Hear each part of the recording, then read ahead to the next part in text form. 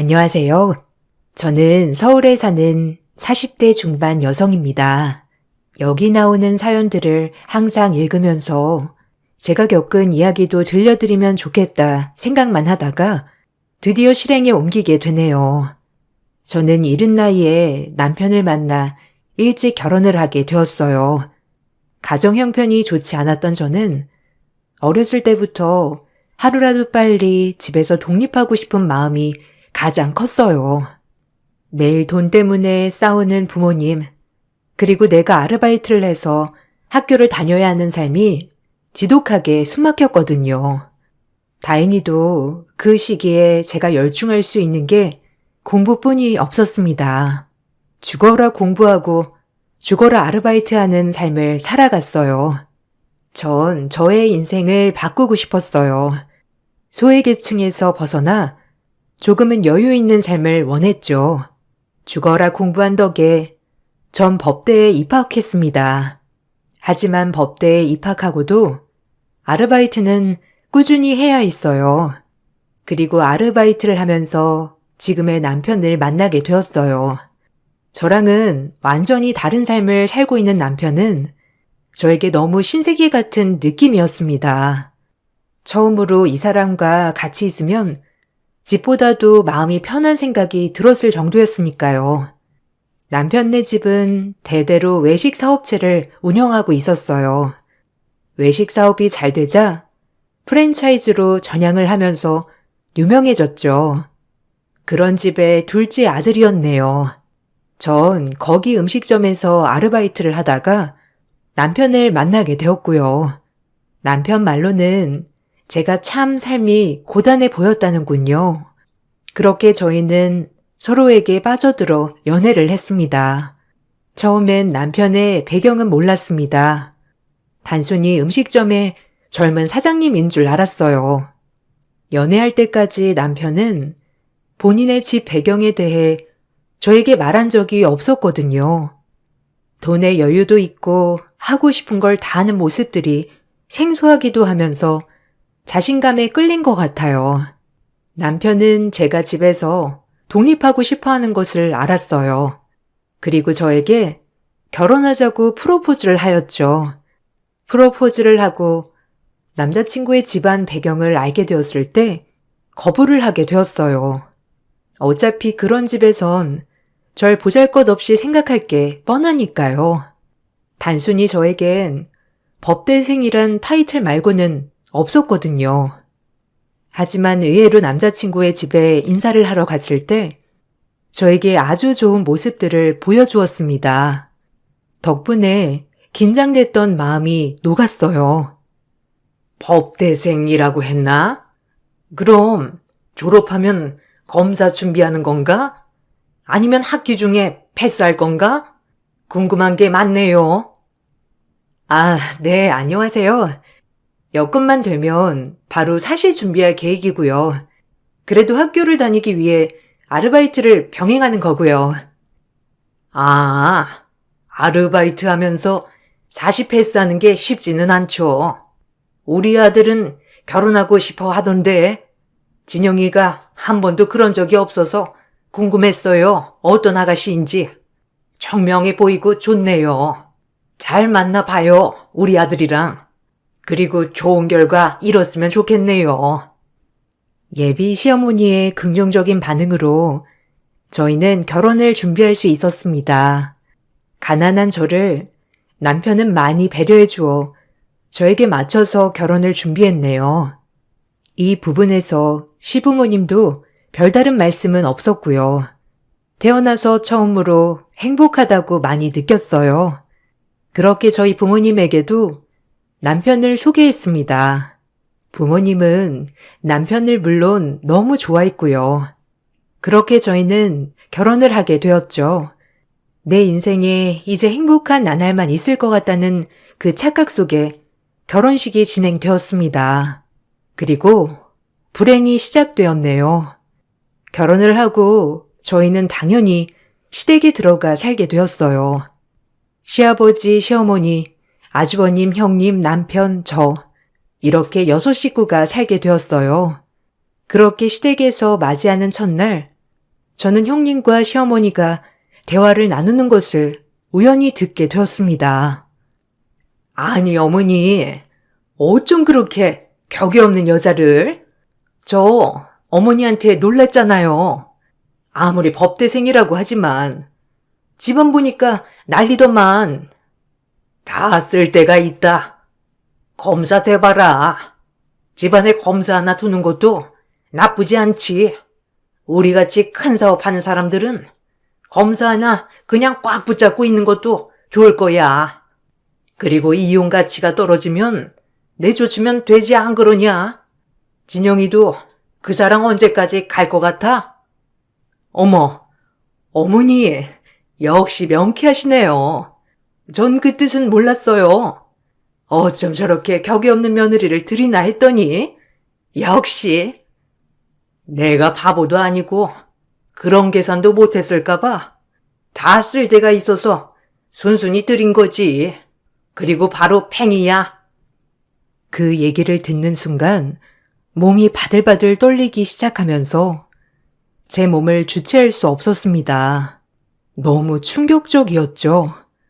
하지만 제가 거기서 바로 티를 낼 수 없었습니다. 그럼에도 불구하고 정말 시댁에 잘 보이고 싶었거든요. 이미 시어머니와 모든 집 식구들이 저에게 어떤 마음인지 알고 있는 이상 저는 눈치를 볼 수밖에 없었죠. 그러면서 정 공부에 매진했어요. 학교 방학에는 남편 가게를 도와주고 밤에는 공부하고 학기 중에는 학교를 다니고 또 공부하고 그런 일상이 반복되었죠. 그럼에도 남편이 있기에 행복했어요. 늘 제 편이 되어주고 제 입장에서 먼저 생각해주는 남편을 보면서 그래도 내가 태어나서 제일 잘한 일은 남편이랑 결혼한 것이라고 늘 다짐하고 되새겼죠. 그렇게 열심히 공부하고 일을 병행한 결과 저는 40 패스를 할 수 있었습니다. 그리고 꿈에 그리던 검사가 되었어요. 시어머니는 그 누구보다도 좋아하셨죠. 제가 법대생일 때는 아무에게도 저를 소개하지 않았지만 검사가 된 이후에는 우리 며느리라고 친구분들께도 소개해 주셨네요. 저도 학교 다닐 때와는 다르게 움츠러들지 않고 생활할 수 있었어요. 하지만 시어머님은 제가 검사라는 이유로 저에게 어려운 일을 많이 부탁하셨어요. 약간 회사를 운영하면서 아주 아슬아슬하게 법을 위반한다든지 하는 문제들도 제가 다 해결해 주길 바라셨어요. 어머님, 이건 제 힘으로 되지 않는 일이에요. 그리고 말단 검사가 힘이 뭐가 있겠어요. 그러지 않으셨으면 좋겠어요. 뭐야? 내가 그럼 널 며느리로 왜 얻었냐? 너 뭐 볼 게 있다고 내가 우리 진영이랑 결혼시켰겠어? 이런 거라도 네가 도와야지 안 그러냐? 그게 아니면 네가 어떻게 이 집에 시집 올 수 있었겠어? 이제 결혼했다고 배째라 이거냐? 아주 웃기는구나. 어머니, 그래도 그게 아니죠. 그래도 회사가 어느 정도 큰 만큼 떳떳하게 운영하시는 게 맞는 것 같네요. 제 의견은 그래요. 아주 이게 검사라고? 시애미를 무시하는 거야 뭐야? 가진 것도 치뿔없는 네가 공부한 것도 누구 덕분인데 우리 집에 충성해야지. 어머니, 제가 돈 벌어서 공부했어요. 이 집에 시집와서 한 번도 진영 씨 돈으로 공부해 본 적 없고 제가 식당 나가서 번 돈으로 학비 대고 시험 합격한 거예요. 오해하지 않으셨으면 좋겠어요. 그리고 오늘 어머님 부탁 못 들은 걸로 하겠습니다. 엄마, 그만 좀 해요. 윤정이가 이 집에 비서실장도 아니고 별걸 다 부탁해 진짜. 이럴 거면 저희 나가 살게요. 내 아들 누가 이렇게 만들었냐? 다 저거 잘못 만나서 그런 거지. 내가 내 발등을 찍었지. 가진 것도 없는 것 고분고분하기라도 할 줄 알았는데 내 오해였구나. 아주 여자 하나 잘못 들어와서 내 아들이 이렇게 나한테 바락바락 대들다니. 저것을 그냥? 시어머니가 저를 구박하면 할수록 남편과 시어머니는 사이가 악화되었어요. 그리고 시댁의 핍박 속에서 저는 임신을 했습니다. 우리에게 아이가 생겼어, 윤정아. 너무 설렌다. 딸일까, 아들일까? 난 너랑 꼭 닮은 딸이었으면 좋겠는데. 정말? 난 자기 닮은 아들이었으면 좋겠는데. 이제 아이도 태어나면 우리도 부모가 되니까 조금 더 성숙해지자. 요즘 회사 사정이 진짜 별로거든. 사정이 별로라기보다, 나중에 설명할게. 형이랑 좀 트러블이 많아서 힘들었는데, 너한테 이런 좋은 소식 들으니까 너무 힘이 난다. 진짜 고마워, 윤정아. 나 앞으로 더 열심히 살게. 좋은 아빠가 되어야지. 무슨 일 있어? 요즘 안색도 안 좋긴 해. 회사에 일이 있는 거야? 아니면 뭐 혹시 또 어머님이 안 좋은 거 부탁하셔? 회사가 간혹 좀 투명하지 않은 일을 하는 걸 알고 있었기에 저는 남편이 걱정이 많이 되었죠. 딱 봐도 욕심 많은 아주버님, 어머님. 남편은 그런 일을 하고 싶어 하지 않았기에 트러블이 생기는 건 당연했고요. 그래도 남편이 별일이 아니라고 하니 넘어갔습니다. 그렇게 행복한 나날을 보내고 있었어요. 일을 하면서도 뱃속에 아이가 있고 이제 엄마가 되는 생각에 좋은 생각만을 하려고 애썼죠. 집에 가면 시어머니는 또다시 회사 일을 저에게 떠밀었지만 저에겐 씨알도 안 먹힌다는 것을 알았기에 어머님도 더 이상 스트레스를 주지 않으셨고요. 그렇게 안정을 찾아가는 듯 했습니다. 그렇게 평화롭던 날 중 드디어 아이의 성별이 공개되는 날이었어요. 너무나 설레는 마음에 반차를 쓰고 병원에 갔어요. 결과는 딸이었네요. 저와 똑 닮은 딸을 가지고 싶다는 남편에게 얼른 결과를 알려줘야겠다 하며 호숫가에 낚시를 간 남편에게 전화를 걸었습니다. 몇 번을 걸어도 받지 않는 그이 무슨 일이 있나? 뭐 낚시에 열중 하나보다 이따 다시 전화 오겠지라고 안일하게 생각하며 집으로 향했어요. 집에 들어서자마자 울리는 저의 벨소리, 여보세요라는 제 말이 끝나기도 전에 들려오는 소리에 전 그 자리에서 졸도를 해버렸습니다. 그 얘기는 정말 충격적이었죠. 윤진영 씨 보호자 되시나요? 여기 세브란스 병원입니다. 병원으로 와주셔야 할 것 같은데요. 얘기는 와서 들으시면 되세요. 그렇게 저는 졸도를 해버렸고 시어머니와 아주버님이 헐레벌떡 병원으로 갔죠. 들려오는 이야기는 낚시를 하다가 호수에 빠져 사망을 해버렸다는 얘기였고요. 믿을 수 없었습니다. 뱃속에 아이가 태어나기도 전에, 아니 그것도 성별도 알기도 전에 사망을 했다니요. 기절을 하고 깨어났을 땐 이미 장례를 지내야 하는 상황이었어요. 경황이 없는 저는 그 자리에서 오열만을 하였죠. 시어머니는 울고 있는 저에게 큰 소리를 내셨습니다. 남편 잃은 서러움에 북받쳐 울고 있는 저에게 말이죠. 그리고 어머니의 말은 곧 제 비수를 찍었네요. 네가 뭘 잘했다고 울어? 너만 안 만났어도 우리 진영이가 이렇게 허망하게 가래가 아닌데 집안에 여자 하나 잘못 들여서 그렇다 아주. 기가 보통 기가 아니니 우리 아들이 안 죽고 백이여? 너 같은 거 진짜 꼴도 보기 싫어, 알아? 이 나쁜 것 뚜고 쳐 이년아. 어머니, 제가 뭐라고 했어요. 동서 볼 것도 없고 진짜 가진 것도 없고 불행해 보이기까지 한다고 했잖아요. 어이가 없어서 원. 그만해요, 엄마. 저 여자 재수 없던 게 하루 이틀인가? 검사랍시고 지 잘난 맛에 사는 것을. 진영이는 뭐가 좋다고? 아유, 이제 알았어요? 당신이 우리 집에 어떤 존재인지? 모든 불행만 가져온 사람이라고 알아? 내 동생 진영이 다 너 때문이야. 전현이 나쁜 것이야 아주. 저게 망조가 들어도 단단히 들었지. 우리 아들 어쩌면 좋으냐. 내 막내 아들, 내 귀한 아들. 시어머니는 장례식장에서 떠나가라 울어댔죠. 자식 잃은 슬픔을 제가 어찌 헤아릴까 싶어 어머님 폭언을 듣고만 있었네요.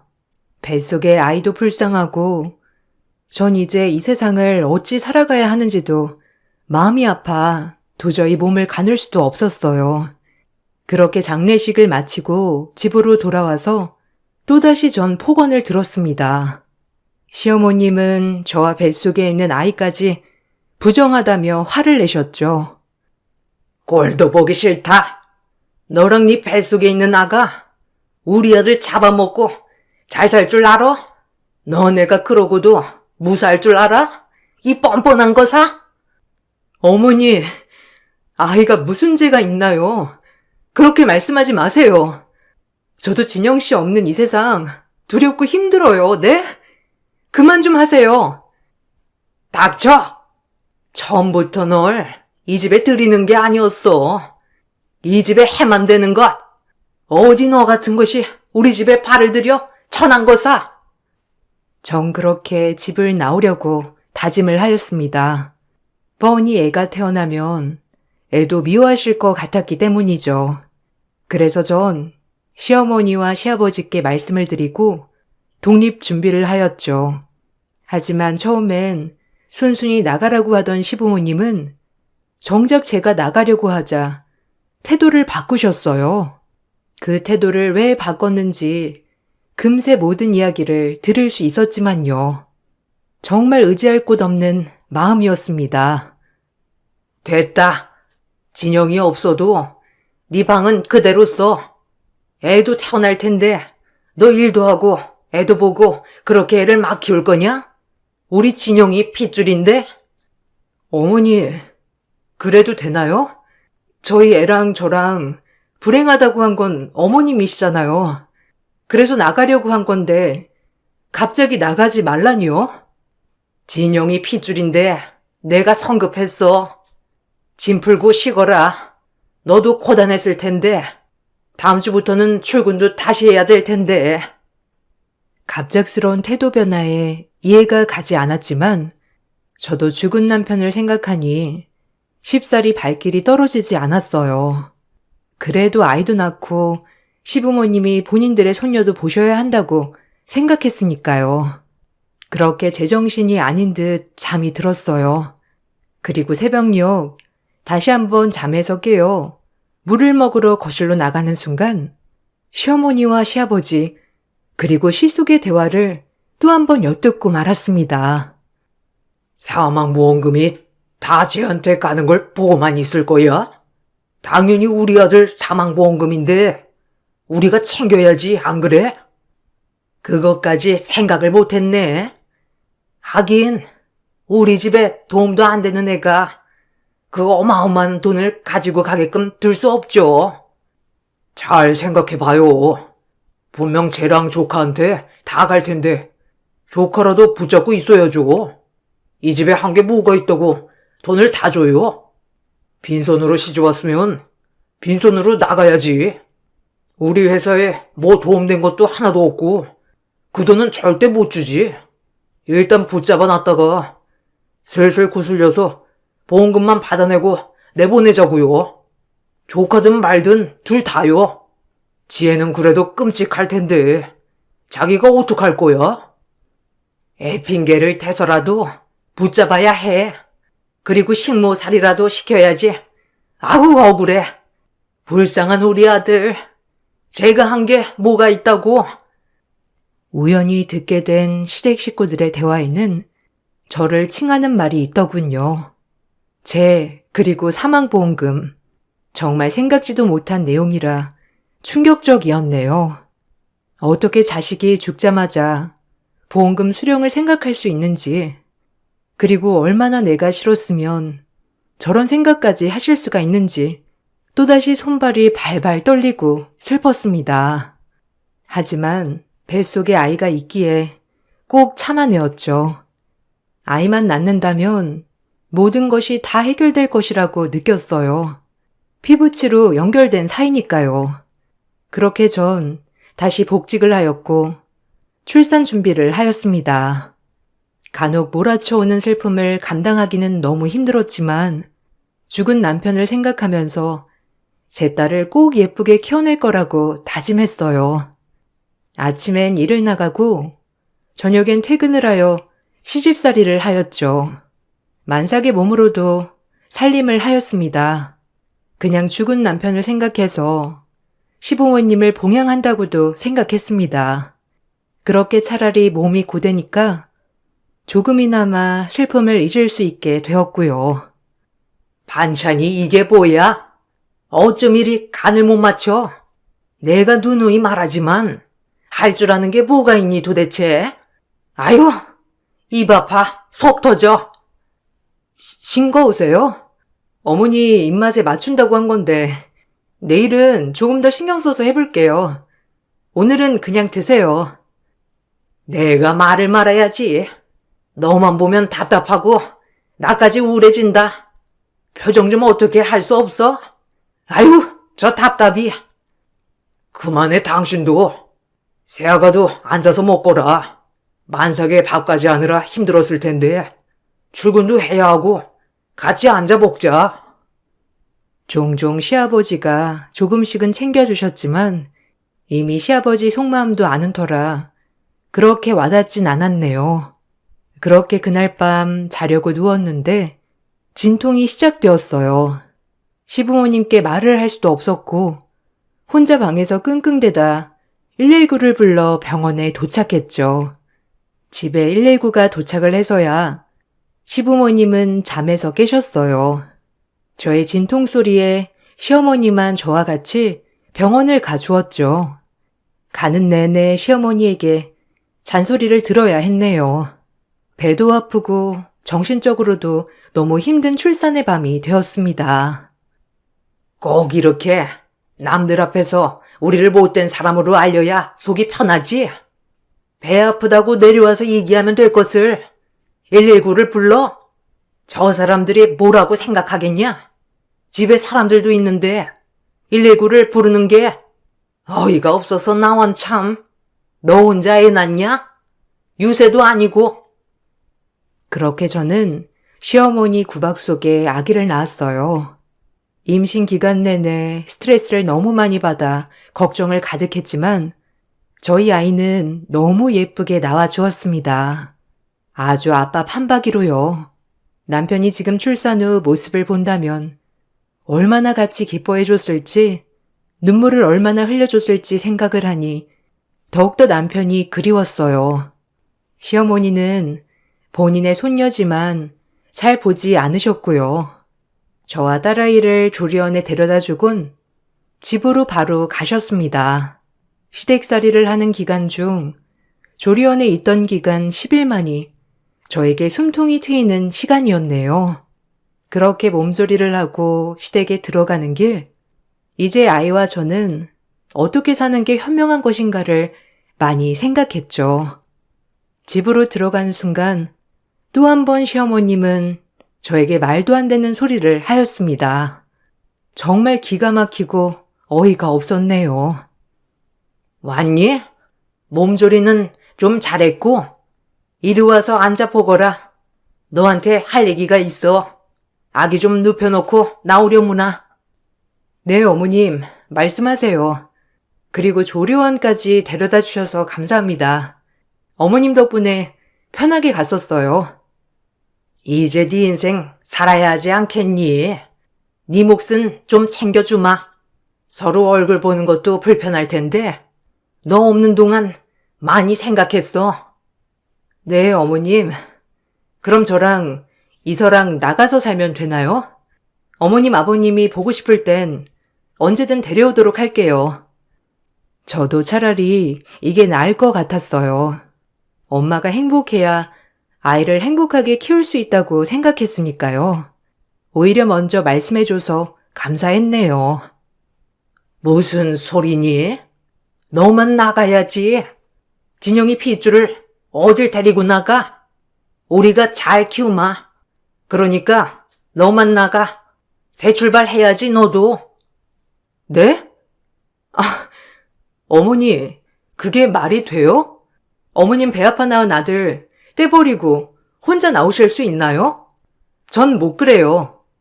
제목 얼마나 떼주시려고 그런 말씀 하시는 거예요? 부정탄다 어쩐다 하면서 저희 딸 그렇게 뱃속에 있을 때 구박하시더니 진영씨 보험금 차지하려고 그러시는 거예요? 진영씨가 이 모습 보면 어떤 생각을 할 것 같아요? 전 아이 없이 못 나가요. 뭐? 우리 진영이 핏줄 우리가 거두는 게 맞는 거지. 어떻게 남의 손에 맡겨? 그리고 우리 아들 죽은 사망보험금이 왜 너한테 다 가는 거냐? 네가 한 게 뭐가 있다고? 딸아이 앞으로 해놓고 당장 나가. 네 몫은 조금은 떼어줄 테니 알겠니? 그래요, 재수씨. 아니, 욕심이 과하네. 솔직히 한 게 뭐가 있다고 돈을 다 받아먹어요? 그건 아니지 않아요? 한두 푼도 아니고. 그냥 조용히 나가던가. 아니면 저희가 조금 챙겨드릴 테니까 이거 받고 떨어지세요.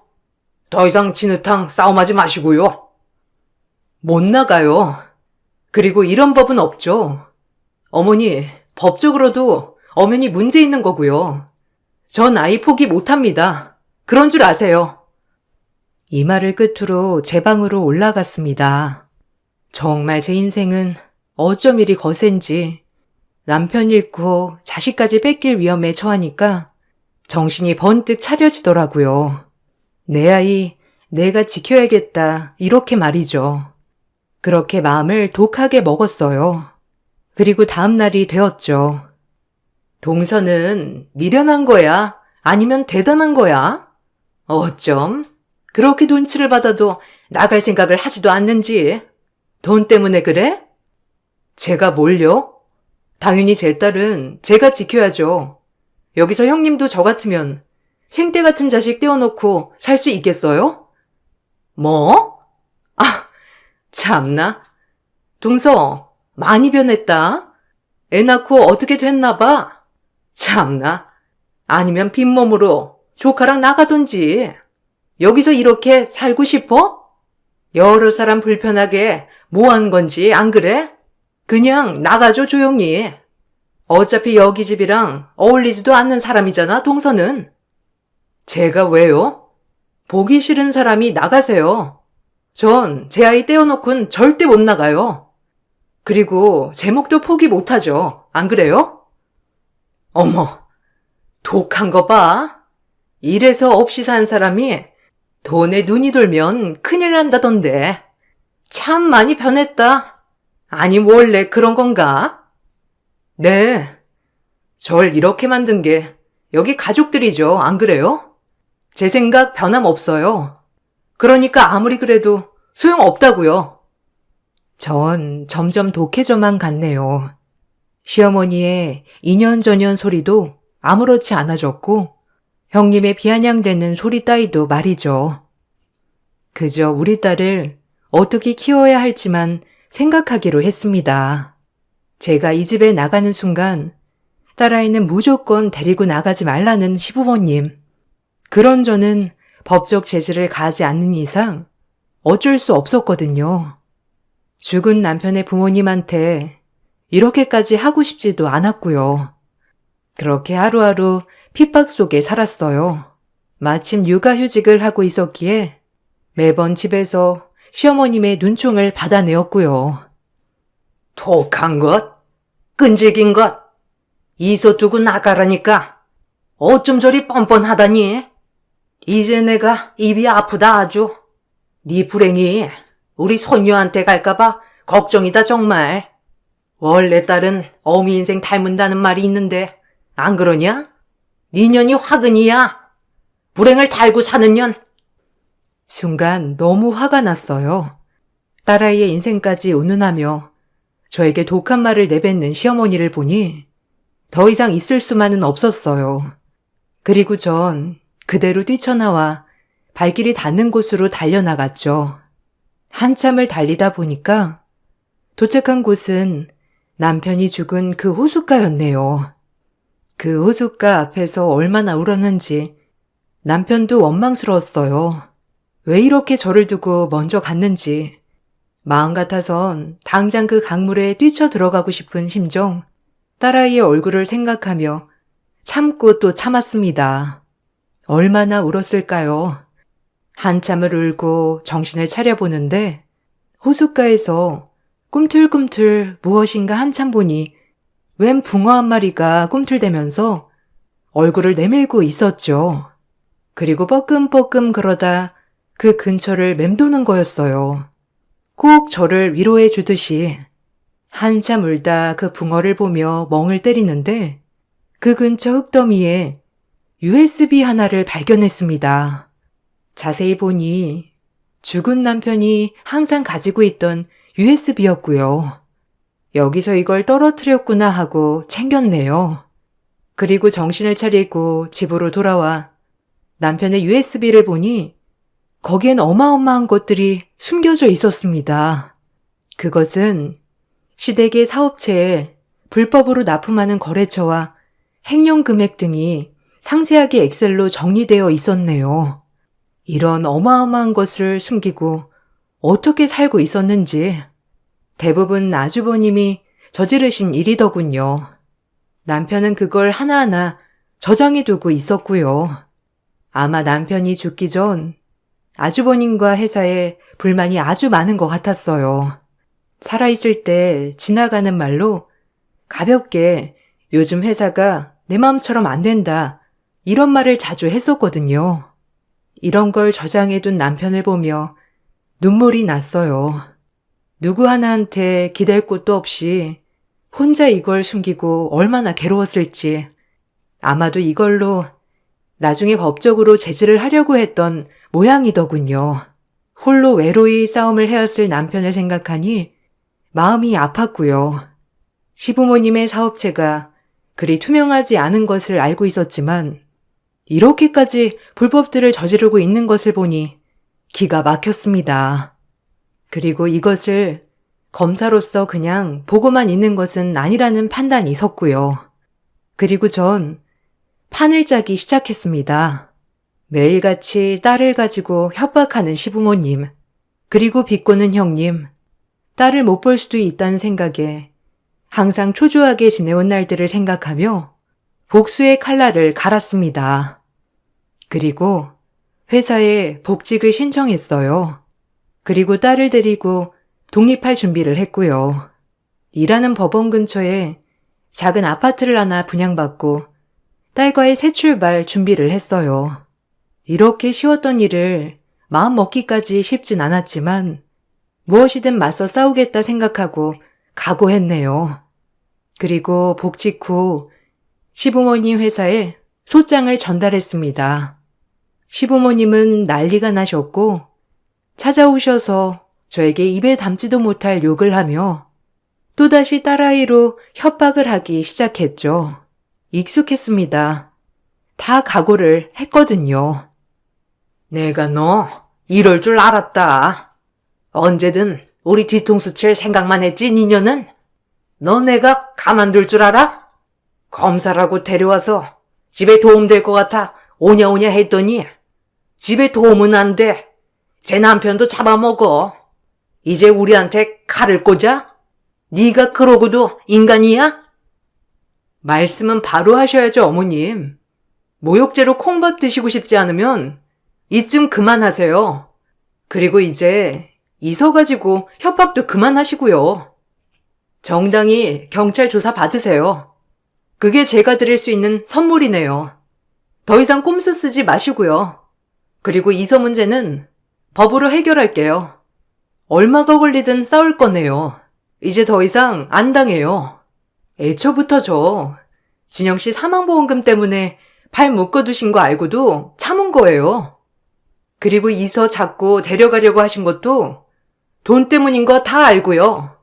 어머니, 진영 씨가 보면 어떻겠어요? 안 그래요? 정신 차리세요. 이 미친 것이 나를 가르치네. 가방끈 좀 길면 다냐? 내가 검사한테 덕보려다 검사한테 뒤통수를 맞을 줄이야.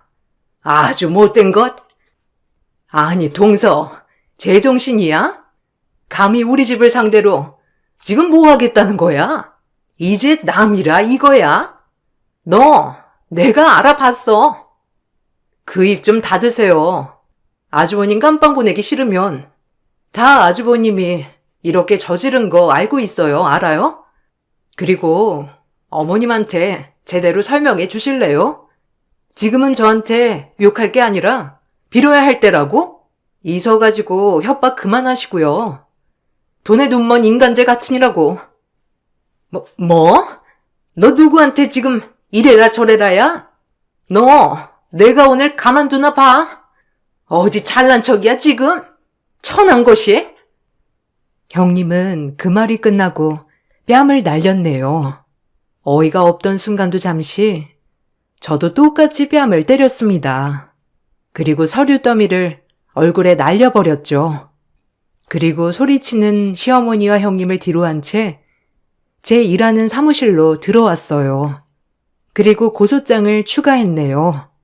괘씸죄를 추가해버리고 그렇게 고소장을 또 하나 날렸어요.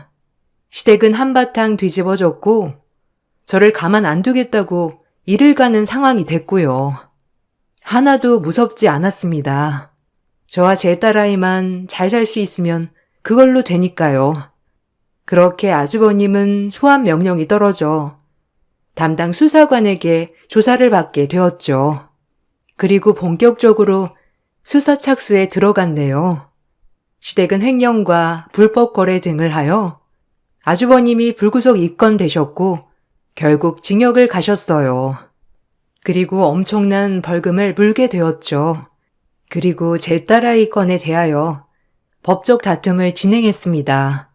당연히 법은 제 편이었고요. 친모가 살아있고 친모에게 친권, 양육권이 가는 건 당연하니까요.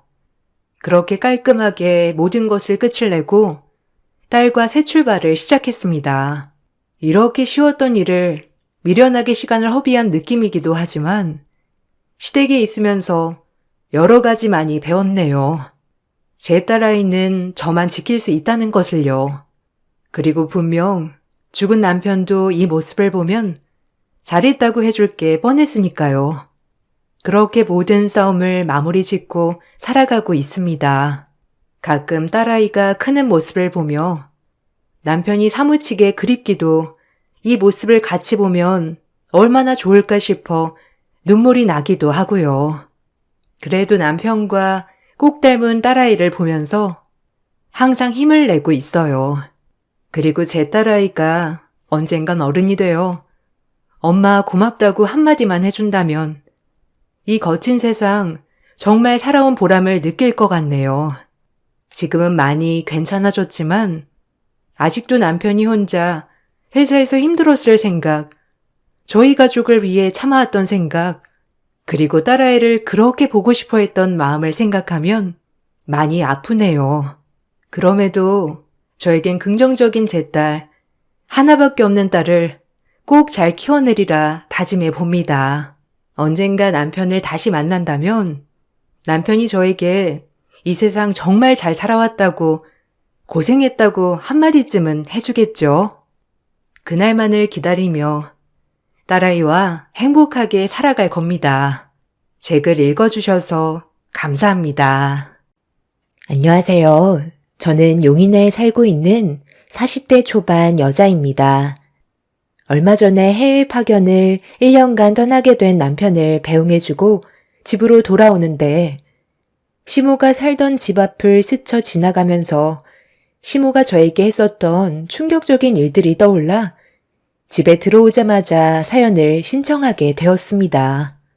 현재 저희 부부가 겪은 상황에 대해 어떻게 받아들여야 할지 모르겠어요. 시모가 너무 급격하게 변해버렸거든요. 시댁 집안의 며느리로 들어와 살게 된 지 10년의 세월이 흐르는 동안 큰 문제는 없었어요. 시모는 저희 엄마처럼 저를 친딸처럼 대해주셨고 행복한 며느리로 살아왔었죠. 제가 남편과 결혼했을 당시 시모 곁에는 시부가 계시지 않았었어요.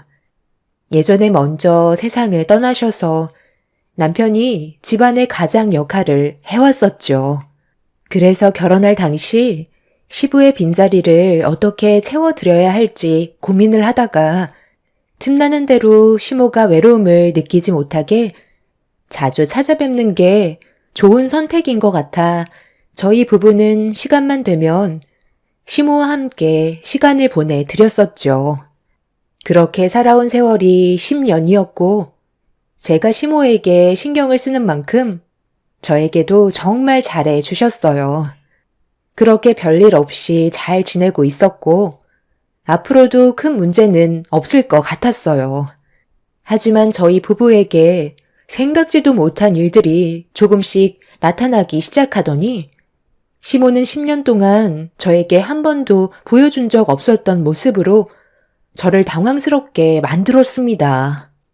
이상하다는 느낌을 받았던 건 매달 월초에 시모에게 한 달 생활비를 드리는데 다 쓰시지 못하고 항상 남은 용돈을 저축하셨어요. 저희 부부는 부족하시다는 느낌을 받지 않게 어느 정도 여유 있게 용돈을 드렸었죠. 그런데 어느 날 시모가 아침 일찍 저희 집에 잠깐 들리시겠다고 하시길래 아침 식사를 하러 오시는 줄 알고 음식 준비를 한 다음 기다리고 있었죠. 그렇게 잠시 뒤 시모가 저희 집에 도착을 하셨는지 초인종을 누르시길래 서둘러 문을 열어드리면서 아침 인사를 드렸는데 들어오시지 않고 손을 내밀으셨어요. 저는 무엇을 원하시는지 이해를 못해서 뭐가 필요하시냐고 여쭤보게 되었죠. 아침 식사는 필요 없고, 나 돈 좀 줄 수 있니? 오늘은 한 50만 원만 주면 될 것 같은데. 내가 급하게 돈을 좀 쓸 때가 있거든. 자세하게 물어보지는 말고. 네? 50만 원이요? 어디에 사용하시는지 제가 알면 안 되는 거예요? 그이한테도 설명을 해줘야 되는데 어머님이 나중에 말씀하시겠어요? 그래, 내가 나중에 아들한테 얘기할 테니까 조금만 서둘러주면 좋을 것 같은데. 약속에 늦으면 안 되거든. 다른 사람들은 벌써 다 준비가 끝났다. 시모가 하시는 말을 대충 들어보니 어떤 모임에 참석한 것 같아 보였어요. 연세가 들수록 사람들과 섞이고 싶어 한다는 말을 어디에서 들은 적이 있어서 시모도 동호회 같은 곳에 가입을 하신 듯 보였습니다. 지갑을 확인해 보니 딱 50만 원이 현금으로 있더라고요. 그래서 시모에게 현금을 꺼내 드렸고 시모는 제 손에 들고 있던 50만 원의 현금을 급하게 가져가셨어요. 뒤도 안 돌아보고 뛰어가시는 모습을 보는데 얼굴에 생기가 가득해 보였습니다. 저희 부부는 돈을 함께 관리하기 때문에 어디에 사용했는지 모든 걸 공유하고 있어야 돼서 퇴근하고 들어온 남편에게 시모가 아침에 찾아오셔서 돈이 필요하다길래 50만 원을 드렸다며 상황을 설명해 주었죠. 혼자 지내시는 게 적적하시고 외로우셨는지 모임에 가입하신 것 같다고 얘기하자 좋게 받아들이면서 남편은 시모에게 전화를 걸어 한참 동안 대화를 나눈 뒤 저에게 설명을 해주었고 일반 모임이라는 걸 알 수 있었습니다. 그때까지만 해도 저희 부부에게 엄청난 일들이 펼쳐질 거라곤 상상도 못했었죠. 며칠 뒤 시모가 다시 한번 아침 일찍 저희 집에 찾아오시더니 또다시 현금을 요구하셨습니다. 이미 며칠 전에 50만 원을 들여서 당장 현금이 없었던 상황이라 은행을 가야 한다고 말씀드리면서 50만 원 드린 용돈은 벌써 다 사용하셨냐고 여쭤보자 충격적인 말을 꺼내셨습니다. 그날 50만 원 한 번에 다 사용했지. 남들은 훨씬 더 많이 가져왔는데 나는 첫날이라 그 정도만 가지고 갔던 거다. 제대로 놀려면 한 돈백 정도는 있어야 할 것 같은데 지금 가지고 있는 현금이 없으면 서둘러 은행으로 가자. 약속 시간 전에 도착하려면 서둘러 움직여야 된다. 그렇게 해줄 수 있지? 네? 100만 원이요? 50만 원 드린 지도 며칠밖에 안 지났는데 이번에는 100만 원이 필요하시다고요? 그럼 100만 원을 오늘 하루 다 사용하시는 거예요? 당연하지. 버스 늦기 전에 타야 된다니까. 아들한테는 내가 전화해서 설명하면 되니까. 일단 은행부터 가는 걸로 하자. 이러다 정말 늦겠다. 시모는 저에게 또다시 돈을 요구하셨고, 당황스러워하는 저를 보며 재촉하시면서 팔을 잡아 끄셨습니다. 돈을 드리는 건 문제가 안 되지만 어떤 모임이고 하루에 100만 원을 사용할 만큼 가치가 있는 건지 제가 알아야 했어요. 그래서 저를 잡아 끄는 시모의 팔을 뿌리치며 제대로 된 설명을 듣고 싶다고 말씀드렸습니다. 너, 갑자기 이게 무슨 태도니? 시간 없다고 얘기했는데 은행에 가지 않을 거야? 이러다 버스 놓치면 네가 책임질 거야? 빨리 나가자니까. 잠시만요. 어머님이 모임에 가입하시는 건 좋지만 며칠 전에 50만 원 드렸는데 이번에는 100만 원이나 달라고 하시는 게 정상적인 모임은 아닌 것 같아 제가 좀 알아봐야 할 것 같아요. 그 모임이 도대체 어떤 목적을 가지고 사람들이 모이는 거예요? 정확하게 설명을 해 주시고 제가 납득이 돼야 돈을 드릴 수 있을 것 같아요.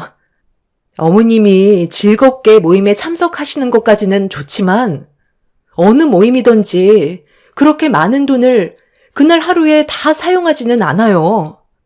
보통 회비는 많아야 10만 원 안쪽으로 해결할 수 있는데 지금 어머님이 가입하신 모임은 100만 원 이상도 쓰신다는 거잖아요. 정상적인 모임이 아니면 돈을 드리기에는 많이 힘들 것 같아요. 그래서 지금 주지 않겠다는 거야? 내가 언제 이렇게까지 요구했던 적이 있니? 그럼 다음 달 용돈 미리 당겨서 좀 쓰자. 미리 받는 건 되는 거잖아. 아니요. 그렇게도 해드릴 수 없어요. 일단 어떤 모임인지 제가 정확하게 파악하고 제 기준으로 정상적인 모임이면 그때 100만 원 드리도록 할 테니 설명해 주세요. 내가 왜 그런 것까지 일일이 입 아프게 설명을 해줘야 되는 건데. 그냥 놀고 먹고 즐기는데 돈 걱정 없이 사용하려고 돈 좀 달라는 게 뭐가 문제야? 일반 등산 모임이니까 대충 그렇게만 알고 빨리 은행 가자니까. 내 옷을 보면 되잖아. 등산복 입고 산에 가지 물에 가겠니? 아침부터 얼굴 붉히게 만들 거야? 죄송하지만 그런 단순한 이유로는 돈을 드릴 수 없어요. 일단 그이한테 먼저 전화할 테니 통화 한번 해보세요. 저 혼자 결정할 수 있는 문제가 아니라서요. 됐다.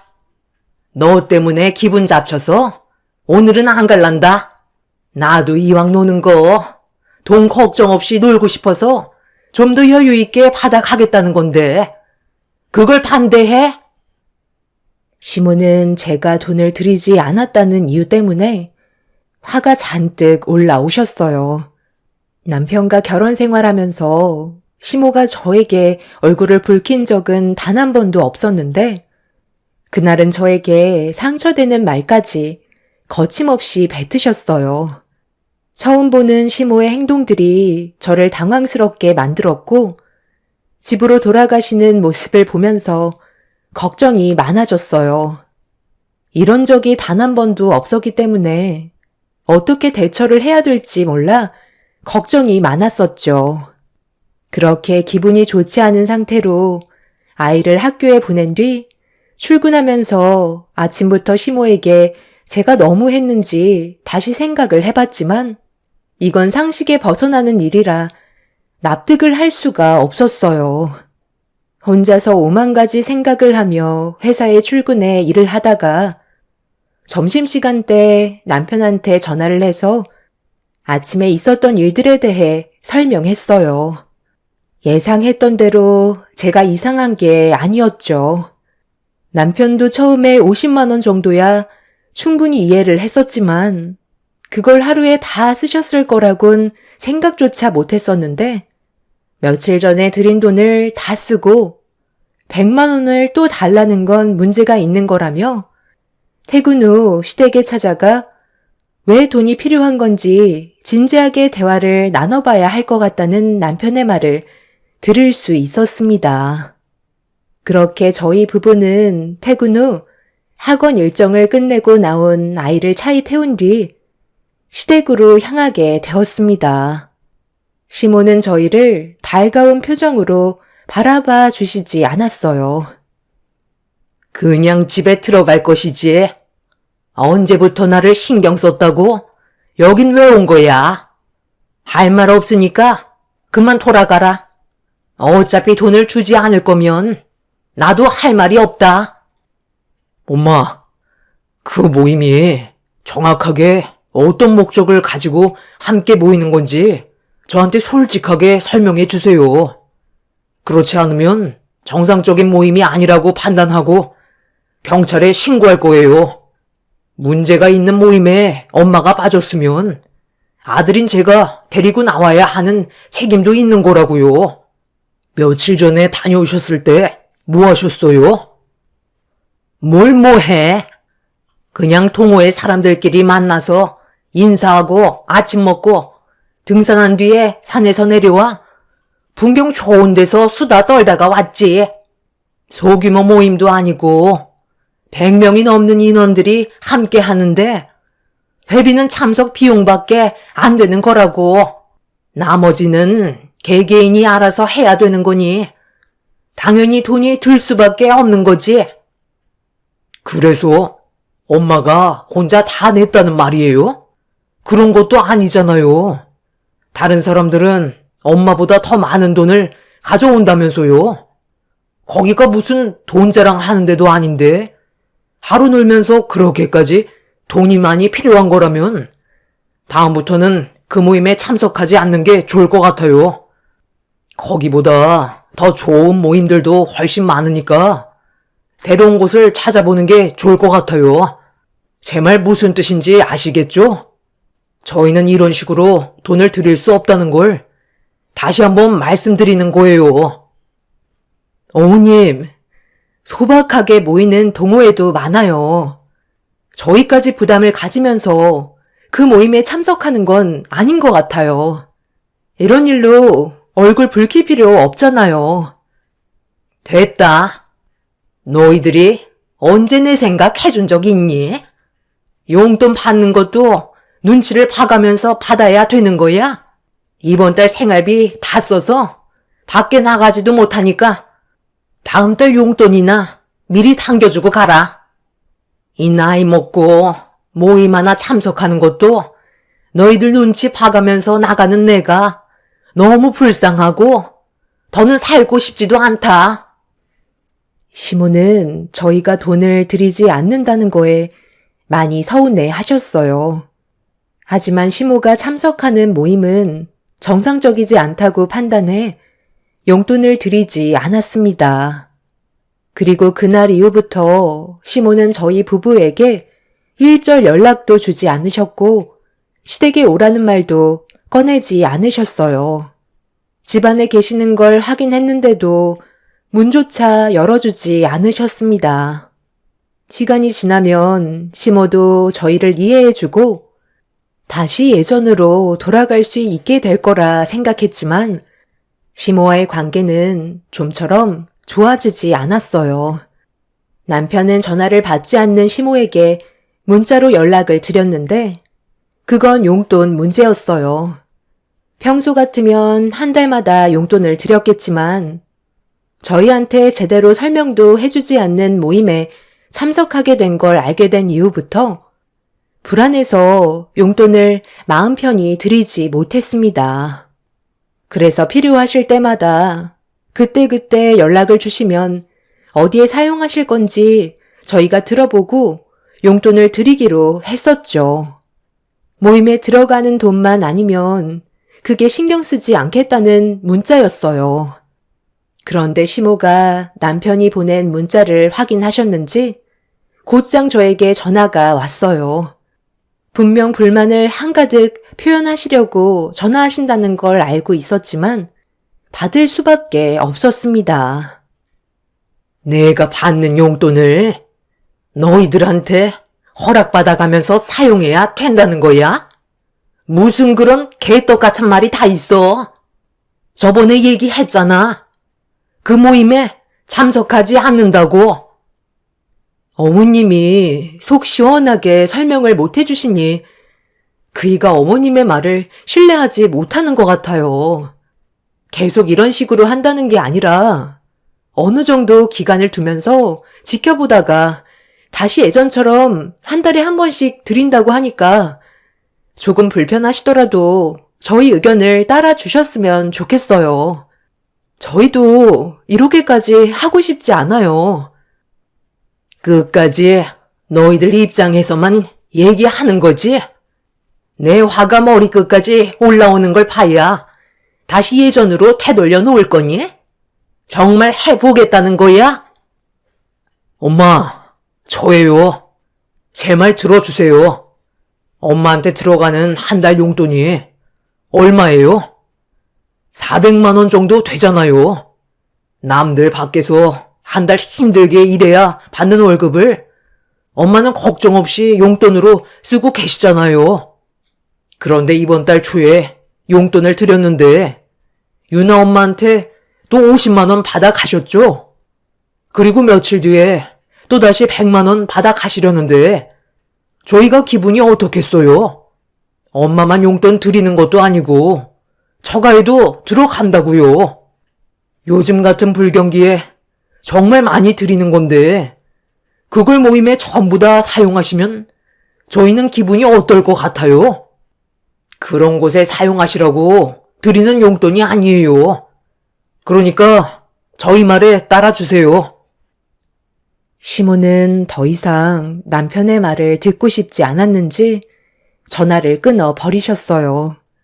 남편은 그날 정신적으로 많이 힘들었었는지 입에도 잘 대지 않는 술을 마셨습니다.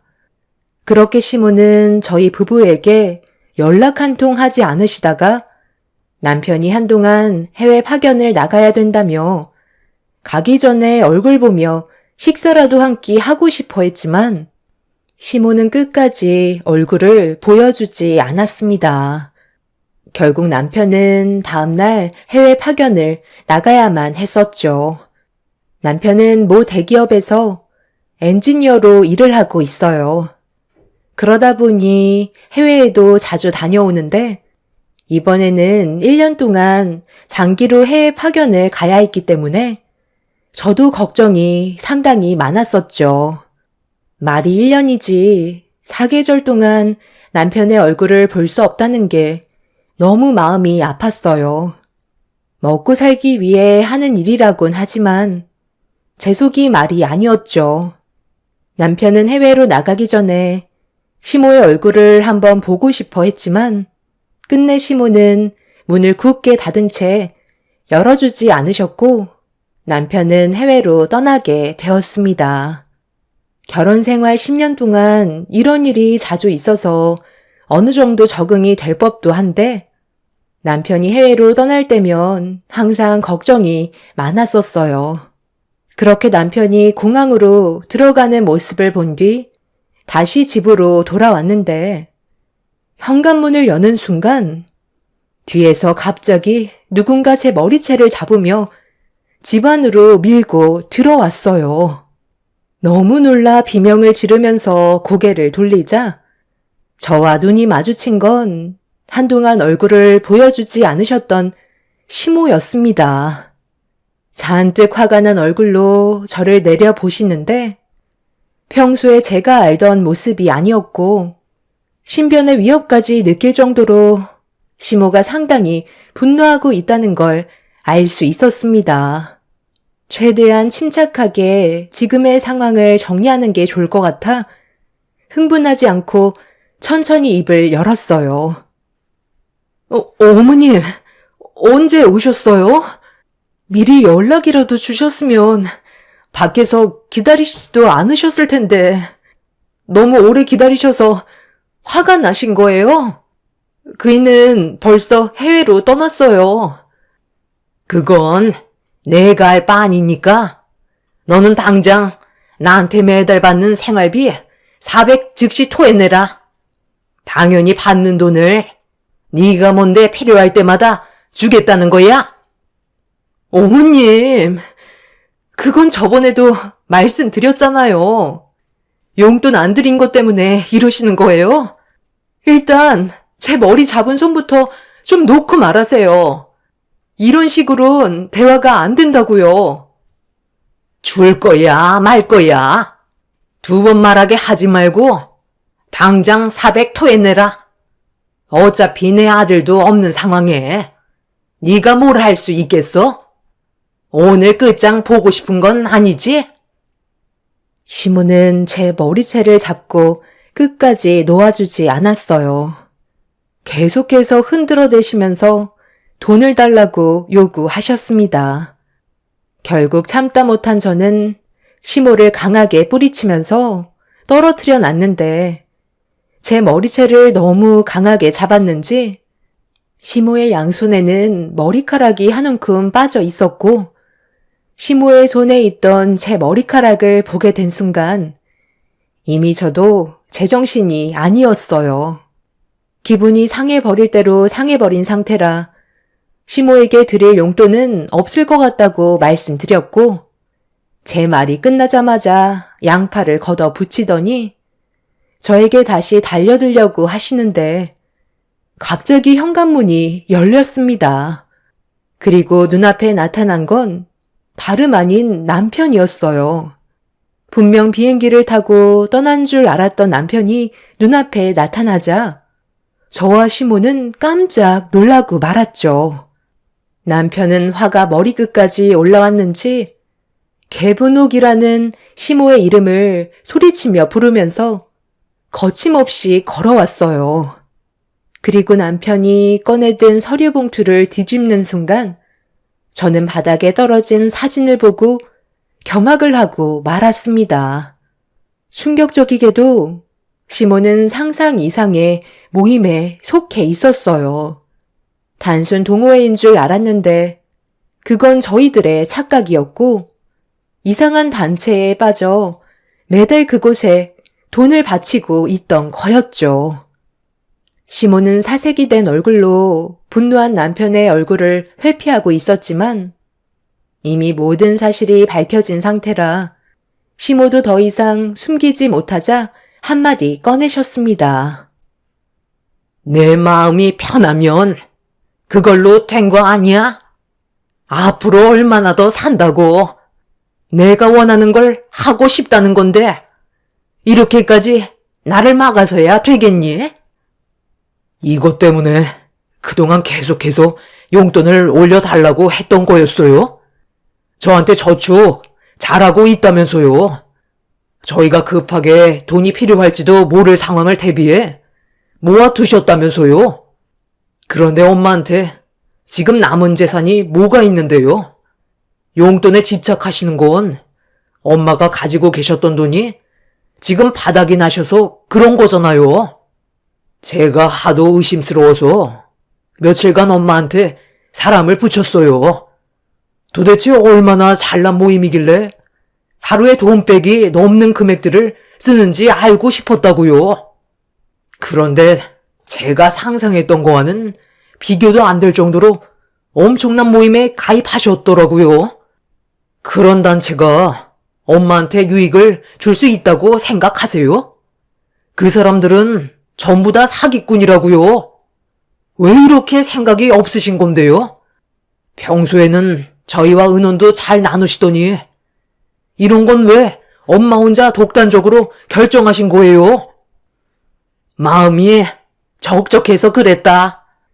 항상 무언가 외로웠었는데 어느 날 어느 한 노인이 나한테 접근을 하길래 대화를 나누다가 같이 가보게 된 거였지만 나도 처음에는 노인의 말에 별로 마음이 내키지 않았었어. 그런데 산속에 있는 그 사람들이 하나같이 나를 웃으면서 반겨주고 진심으로 다가와 주는데 그동안 공허했던 내 마음이 꽉 채워지는 것 같은 기분이더라고. 나를 그곳으로 안내해준 노인은 내가 가진 모든 걸 그 단체에 기부하면 더 많은 행복을 누릴 수 있을 거라 했었다. 그래서 처음에는 적은 금액으로 시작했었지만 더 많은 행복과 그 사람들의 관심을 받기 위해 돈을 더 많이 내다 보니 어느새 내가 가지고 있던 재산은 그 단체에 전부 바친 상황이었어. 하루도 빠짐없이 돈을 넣었었는데 막상 돈이 없는 상태가 되자 사람들이 나를 대하는 행동들 하나하나가 소홀한 것 같고 내가 그 무리에서 소외되는 느낌을 받았었다. 나는 그 사람들 사이에 소속이 되고 싶었어. 내 마음을 채워줄 수 있는 곳은 그곳밖에 없는데 그 사람들이 나한테서 등 돌리는 걸 원하지 않았었다. 그래서 며느리 너한테 50만 원을 달라고 했던 거고 다시 단체로 들어가 그 50만 원을 기부했지만 평소에 넣었던 금액보다 적어서 그랬는지 내가 느끼는 행복감은 현저하게 떨어졌었어. 그래서 100만 원을 달라고 했던 거다. 너는 지금 엄마의 행복을 앗아간 거라고. 엄마, 그곳은 사기 집단이라고요. 너무 맹신하면 안 된다는 거 몰라요? 한 번 빠지면 쉽게 나을 수 없는 곳이라고요. 이제 제발 그만하세요. 저한테 한마디 상의도 없이 집까지 처분했다면서요? 남의 행복을 갉아먹는 그곳에서 도대체 뭘 원하시는 건데요? 엄마한테 조금 잘해주고 관심 가져주는 거 전부 다 돈을 뜯기 위해 계획된 거라는 거 몰라요? 이상한 단체에 빠지지 말고 정상적인 모임을 알아보라고 했었잖아요. 경찰에 신고했지만 이미 그 사람들은 흔적도 없이 잠적해 버렸다고요. 이제 제발 정신 좀 차리세요. 엄마가 저희한테 하도 모습을 나타내지 않아서 제가 집사람 몰래 꾸민 계획이었어요. 제가 해외로 떠났다는 말이 나오면 엄마가 분명 이 사람한테 돈을 달라고 나타날 것 같았거든요. 여기에서 그만 멈추시고 다시 예전 생활로 돌아가요. 시모는 이미 저희 말을 들으려 하지 않았어요.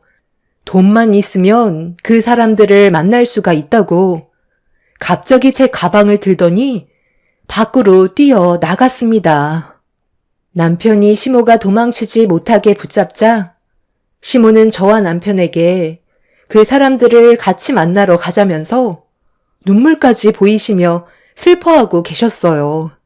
두 눈 뜨고 볼 수 없는 충격적인 광경에 경악을 했고 남편은 시모를 다시 정상적으로 되돌릴 수 있는 방법은 병원밖에 없다고 생각했는지 정신병원의 도움을 받을 수밖에 없었죠.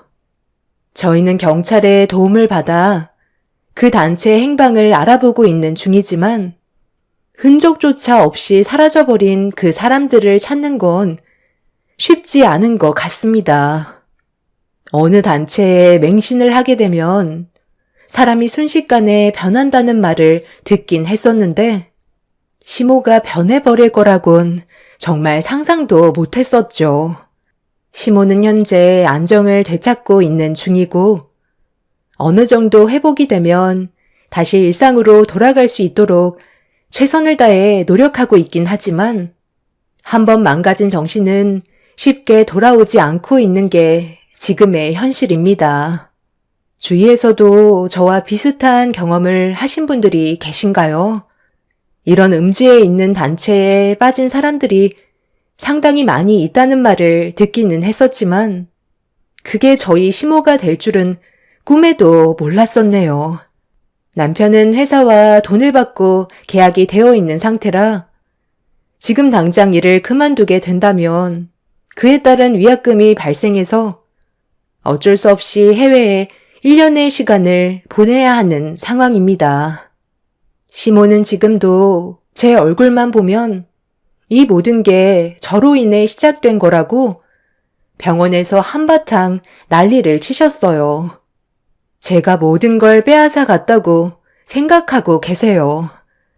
현재 입원을 하지 않고 함께 지낸다면 저뿐만 아니라 아이한테까지 심각한 문제가 생길 수도 있을 것 같아 병원에서도 시간을 두고 안정을 찾을 때까지 치료하는 게 모두의 안전을 위한 방법이라고 설명해 주실 만큼 시모의 상태는 많이 심각해져 있어 걱정이 많습니다. 남편이 귀국했을 때는 시모가 다시 정상으로 돌아왔으면 좋겠어요. 그리고 시모에게 사기친 그 단체 집단도 하루빨리 잡히길 바랄 뿐입니다. 저희 가족처럼 피해를 보신 분들이 많다는 걸 알고 있는데 그분들도 하루빨리 정상적인 생활로 돌아오시길 간절히 바라며 제 사연을 들어주신 분들의 가정에도 평화가 함께 하시길 기원 드립니다. 감사합니다. 안녕하세요. 저는 30대 직장인입니다. 이곳에서 많은 사연들을 접하면서 공감도 하고 위로도 받았었는데요. 제 사연도 한번 들려드리고 싶어 이렇게 글을 쓰게 되었습니다. 저는 어릴 적부터 안정적인 가정을 꾸리는 것이 꿈이었습니다. 친정집은 매우 가난했고 불우했어요. 엄마는 가난을 버티지 못해 제가 어릴 적에 집을 나갔고 아빠 혼자서 나와 동생을 키웠죠. 아빠는 정말 밤낮 없이 일을 했지만 가난은 가난을 키우기만 할 뿐 벗어나지 못하셨어요. 저는 정말 열심히 공부를 해서 좋은 대학을 가게 되었고 대학이 정해지자 과외를 하면서 생활비를 벌기 시작했습니다. 과외뿐만 아니라 카페, 식당 등 안 해본 아르바이트가 없었는데요. 카페 아르바이트를 하다가 만난 남자가 바로 남편이었어요. 남편은 평범한 집에서 나고 자란 사람이었습니다. 남편의 적극적인 대시에 외롭고 힘들었던 저는 남편에게 마음을 열었고 그렇게 결혼을 하게 되었어요. 경제적 상황이 좋은 것은 아니었던 친정이지만 의외로 시댁에서는 저를 딱히 반대하지 않으셨습니다. 그 이유는 저도 뒤늦게 알게 되었네요. 남편, 아니 시댁 식구들은 절약 정신이 정말 강했어요. 연애하면서 남편의 절약은 어느 정도 알고 있었지만 결혼을 하고 나서는 정말 심각했죠. 당신 벌써 화장실 물을 내려버린 거야? 왜? 대변이라도 봐서 물을 내린 건가? 아니 소변을 봤으면 몇 번 더 보고 내려도 되는 거 아니야? 물세가 얼마나 비싼데 고작 한두 번 소변 봤다고 내려버리면 어떡해? 거기다가 휴지는 왜 이렇게 많이 써? 딱 3칸이면 되는걸. 여보, 이미 충분히 소변 쌓아놨어요. 당신은 코도 없어요? 지금 화장실에 온통 찌린내뿐인데 이거 그냥 두면 아무리 청소해도 계속 남아있어서 안 돼요. 이 정도면 충분하고 당신이 말하는 건 정말 너무한 것 같아요. 아니 물 부족 국가에서 이렇게 물을 펑펑 쓰는 게 어디 있어? 하여튼 아끼는 게 하나도 없어. 이번은 그냥 넘어갈 테니까 다음에는 꼭 5번은 소변 보고 물 내리도록 해. 아휴, 당신 정말 너무하네요. 물 한 번 내린다고 그게 10,000원, 20,000원이나 되는 것도 아니고 제발 그냥 평범하게 살 수는 없어요? 당신이랑 나랑 버는 돈이 얼만데 고작 몇천 원 오르내리는 거 가지고 이렇게 싸워야 해요? 그렇다고 내가 물을 온종일 틀어놓고 사는 것도 아닌데 어쩜 이렇게 사치하는 것 마냥 얘기를 해요? 아니 그럼 이게 사치가 아니면 뭐야? 충분히 아껴서 쓸 수 있는 걸 당신은 안 하고 있는 거잖아. 당신이 아껴서 쓰면 쓸수록 수도세는 점점 더 적게 나올 테고 지금까지 그걸 다 봐놓고서는 왜 이제 와서 딴소리지? 그리고 당신이랑 나랑 무슨 평생 돈 벌 줄 알아? 앞으로 무슨 일이 있을 줄 알고 지금 버는 돈을 생각해? 남편과의 결혼은 편하지가 않았습니다. 남편은 결혼 생활을 시작하고 나서 정말 둘도 없는 짠돌이가 되었어요. 특히나 집안에서 쓰는 모든 것은 일회용이라 하더라도 여러 번 사용해야 했었죠. 밖에서 하는 외식조차 쉽게 했던 날이 없었어요. 이런 남편과 사는 것도 괴로웠지만 더 괴로웠던 것은 시모였네요. 남편보다 더한 사람이 바로 시모였습니다. 너 잠깐 이리 좀 와봐라. 이거 보니? 너 밖에서 이딴 거 사 먹고 다니니? 아주 돈이 흘러 넘치는구나. 너 이렇게 우리 아들 돈 가지고 밖에서 커피나 이런 거 사 먹고 다니는 거냐? 뼈 빠지게 돈 벌고 있는데 이딴 거나 처사 먹으면서 돈 쓰고 다니는 거냐고?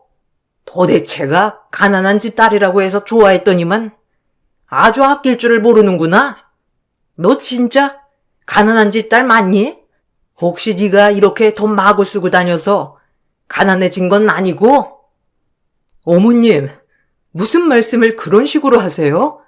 제가 가난한 집 딸이라서 결혼 허락하셨다고 하는 건가요? 그리고 제가 밖에서 커피를 마시면 얼마나 마신다고 그렇게 얘기를 하세요?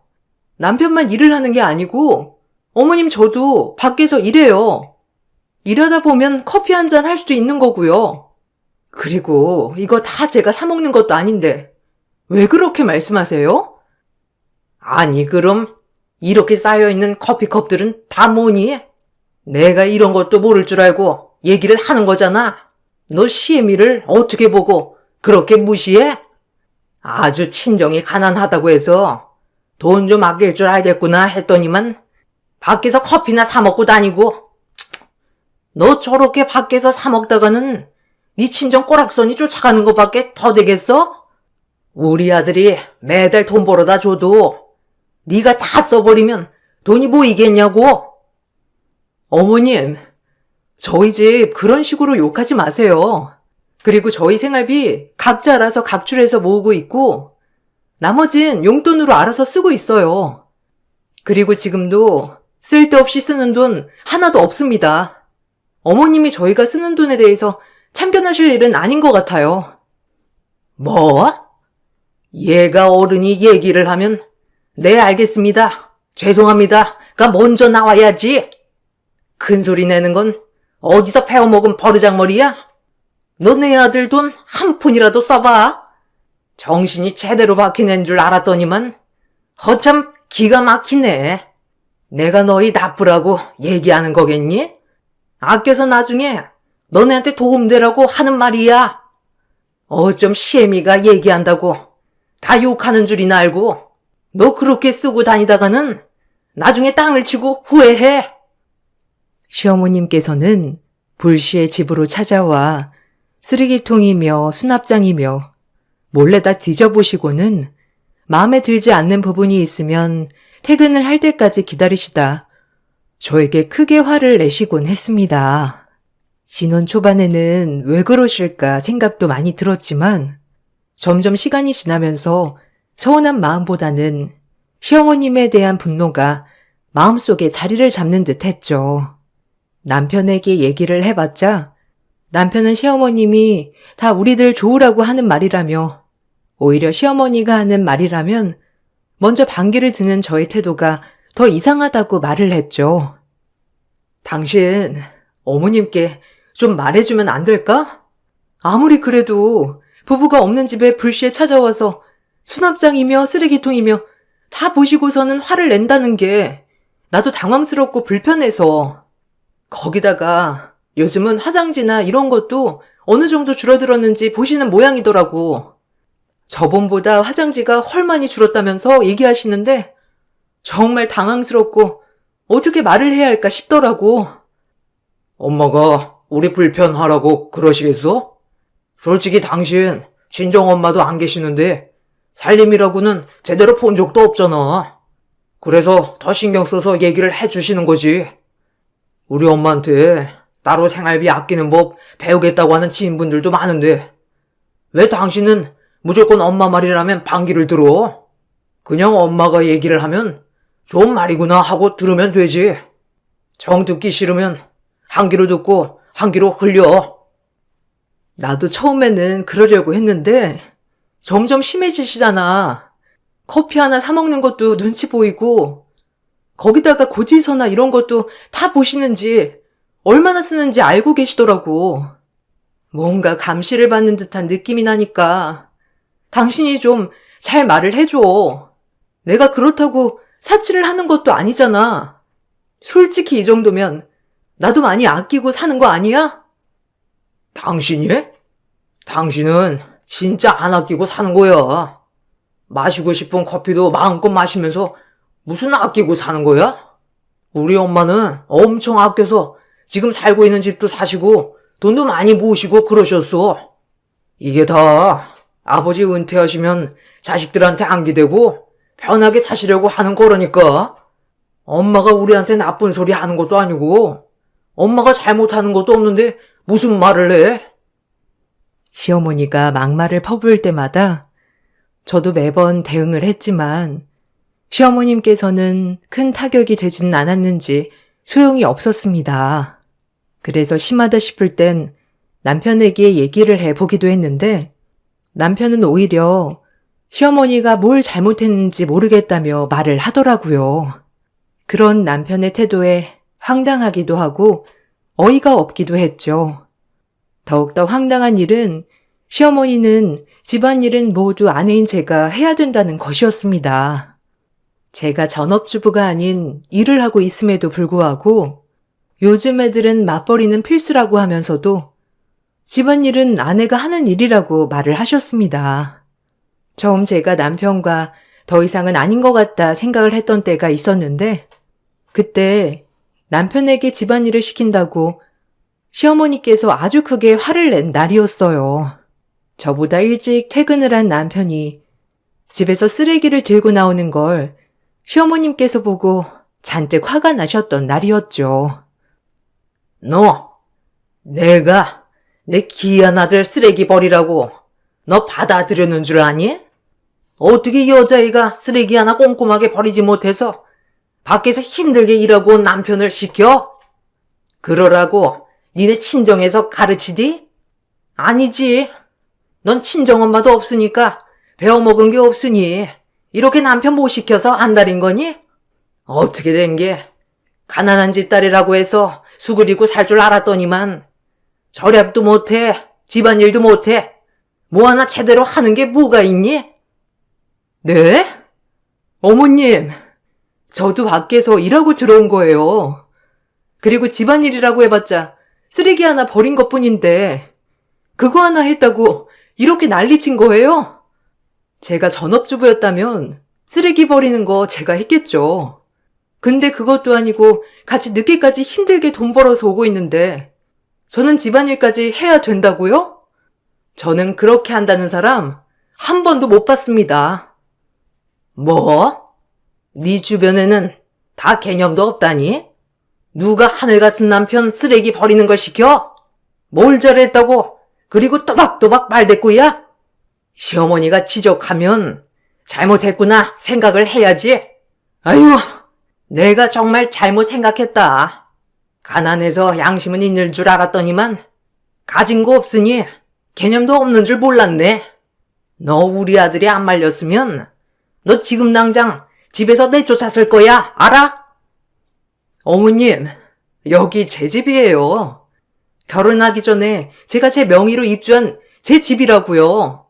그리고 가난한 집 딸이라고 계속 말씀하시는데 그래서 개념이 없다는 건 어디서 들어서 하시는 말씀이세요? 어머님이 더 너무하세요. 정 그렇게 마음에 안 드시면 저도 그만하겠습니다. 남편이 일을 마치고 나서 종종 저보다 일찍 집에 도착하는 날이 있었지만 그동안은 집안일 하나 한 적이 없었어요. 그러다가 우연히 쓰레기를 보고 버리러 나온 남편을 시모가 마주하게 된 것이었죠. 시어머니께서는 남편에게 집안일을 시킨다며 노발대발 못할 말까지 다 하셨고, 저는 그런 시어머님의 말과 행동에 너무나 질려버려 결혼 1년 차에 남편에게 더 이상 못 살겠다고 선언을 했습니다. 더 이상 저도 구질구질하게 절약하는 것도, 눈치 보면서 먹고 싶은 커피 한 잔 사 먹지 못하는 것도 너무 힘이 들었거든요. 그렇지만 남편은 제가 더 이상 살 수 없다고 선언을 하자마자 자기가 지금까지 너무 잘못했다며 저에게 무릎 꿇고 빌기까지 했습니다. 여보, 내가 정말 미안해. 하도 엄마한테 적응돼서 그런지 이게 잘못된 건 줄 몰랐어. 엄마도 평생 그렇게 살았고 나도 그런 것만 보고 자라서 그런지 뭐가 잘못되었는지 몰랐나 봐. 정말 미안해. 그러니까 용서해줘. 내가 앞으로는 당신 커피 사 먹는다고 잔소리도 안 하고 화장실 물 내리는 것도 간섭 안 할게. 그러니까 제발 헤어지자는 얘기만 하지 말아줘. 당신 정말 웃긴다. 그렇게 어머님한테 들을 때는 옆에서 아무 소리도 안 하다가 내가 헤어지자고 하니까 이렇게 말하는 건 무슨 심보야? 난 더 이상 당신이랑 같이 살고 싶은 생각이 없어. 나도 엄연히 늦게까지 돈 벌고 있는데 왜 이렇게까지 눈치 보고 힘들게 살아야 하는지 이해가 안 가. 그러니까 당신도 힘 빼지 말고 그만 정리하자. 알았어. 내가 다 잘못했어. 집안일도 이제 같이 하고. 그래, 생활비도 이제는 당신이 다 관리해. 당신이 관리하게 할게. 어떻게 쓰던지 당신이 알아서 잘 관리하는 걸로 하자. 그러니까 여보, 내가 잘못했으니 헤어지자는 얘기만 하지 말아줘. 당신이랑 헤어지면 나 정말 못 살아. 엄마한테도 더 이상 집에 오지 말라고 할 테니까 한 번만 지켜봐줘. 남편의 태도에 저는 남편이 자신의 잘못을 뉘우쳤다고 생각을 했습니다. 그렇게 얼마 동안에는 남편은 집안일도 적극적으로 하고 말도 심하게 하지 않았죠. 그리고 매번 집으로 갑자기 들이닥치던 시어머님도 오지 않았습니다. 이런 상황이 좀 더 오래되었으면 좋았겠지만 사실 6개월도 채 되지 않아 다시 원상태로 돌아가 버렸습니다. 남편이 시어머님에게 강경하게 나오자 시어머님께서 밥도 안 먹고 몸져 누워버리셨죠. 저는 그런 시어머니를 무시했지만 남편은 무시하지 못했습니다. 결국 남편은 시어머님의 말을 들어주게 되었고 다시 효심 지극한 아들로 돌아가게 되었습니다. 그 후로도 시모는 종종 저희 집을 급습해왔고 남편은 그런 시모를 적극적으로 말려주지 못하였죠. 집에 와서는 집안 구석구석 살펴보면서 살림은 어떻게 하고 있는지, 빨래 설거지는 밀린 건 없는지 다 확인을 하고 갔어요. 출근하기 전에 깨끗하게 정리를 하지 못하고 가면 퇴근을 할 때까지 기다리시기도 했습니다. 어머, 어머님, 이 시간까지 어쩐 일이세요? 아니, 집에 오시면 연락이라도 해주시지. 갑자기 이렇게 오시면 어머님이 집 정리하셨어요? 정리는 안 해주셔도 되는데 요즘 일이 바빠서 퇴근하고 나서 정리하고 있거든요. 아침에 오셨을 때 정리가 많이 안 되었을 텐데 그거 다 치우신 거세요? 그래 뭐 바쁜 건 알겠다만 그래도 집안 정리는 하고 살아야 하지 않겠니? 이렇게 어질러진 집안 꼴을 보면 우리 아들이 집에 오고 싶겠어? 아유, 너는 모르겠지만 남자는 이렇게 집안이 어지러우면 집에 오고 싶어 하지 않아. 그러니까 항상 깔끔하고 깨끗하게 청소도 해야지. 이런 거 원래 친정엄마가 알려주는 건데 너는 친정엄마가 없으니 내가 다 알려주는 거다. 고마워해. 아휴, 어머님, 저도 알죠. 저도 집에 들어오면 깨끗하고 정리 잘 된 집에 들어오고 싶지. 잘 정리되지 않은 집은 들어오고 싶지 않아요. 저도 마찬가지예요. 근데 집안일은 저 혼자 하는 것도 아니고 우선 남편 오면 어머님 말씀 잘 전해 볼게요. 저 봐라. 말 한마디 지지 않고 다 받아줘야 속이 시원하니? 내가 너한테 좋은 말 해주는 거지. 아이고 무서워서 뭔 말을 못하겠네. 그리고 아들한테 들어보니 네가 월급 관리한다며? 요즘 잘 관리는 하고 있는 거니? 너 아들이 번 돈 가지고 쓸데없이 쓰고 있는 건 아니지? 혹시 관리하기 어려우면 나한테 맡기렴. 내가 그런 거 알뜰하게 잘하거든. 남편이 벌써 어머님한테 얘기를 했어요. 그냥 공용으로 쓰는 통장에 다 모은 거예요. 어떻게 사용하는지는 다 오픈을 하고 있어서 알고요. 뭐 저 혼자 관리 못할 정도로 큰 금액은 아니다 보니까 그다지 어렵진 않으니 걱정하지 마세요. 마치 저를 위해주는 척 하면서 비꼬는 시어머님의 말에 저는 진절머리가 나기 시작했습니다. 그러다가 한 사건이 벌어지게 되었죠. 그날은 휴일이라 밀린 집안일을 하기 위해서 잔뜩 정리를 하고 설거지를 하고 있었습니다.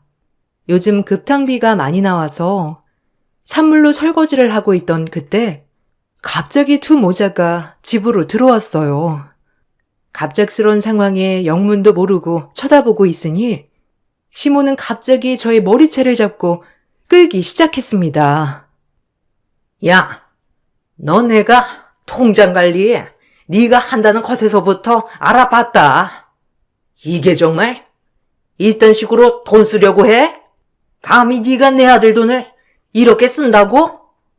아주 그냥 똑똑한 척은 혼자 다 하더니만 이렇게 뒤통수 칠 준비하고 있었던 거니? 이게 정말 코딱지만한 돈 벌다가 남편 돈까지 네가 관리하니 네가 그 정도 능력이 되는 양 살았구나.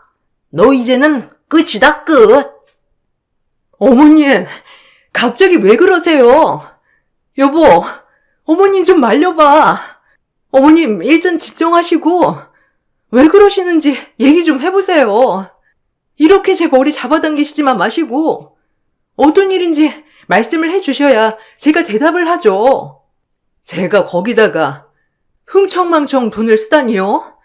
저희 다 오픈해서 관리하고 있다고 말씀드렸잖아요. 근데 갑자기 이렇게 말씀하시니 저도 어떻게 말해야 할지 모르겠어요. 이것 봐라. 모르는 척하네. 너 요즘 집에서 난방 틀어놓고 사니? 그렇게 고이고이 아껴서 잘 쓰고 있다고 한 게 바로 이런 거니? 이거 봐라. 네가 눈이 있다면 똑바로 뜨고 봐봐. 여기 보이지? 이번 달 관리비 내역서가 80만 원인 거. 너 이거 어떻게 설명할 거야? 도대체 뭘 했길래 집에서 관리비가 80만 원이나 나와? 너 똑바로 얘기 못해? 어머님, 고작 관리비 때문에 이러시는 거세요? 관리비가 그렇게 많이 나왔다면 무슨 이유가 있겠다는 생각은 안 하시고요? 도대체 이게 뭐길래 제 머리까지 잡으실 정도예요? 정말 이것 좀 놓고 말을 하세요. 고작?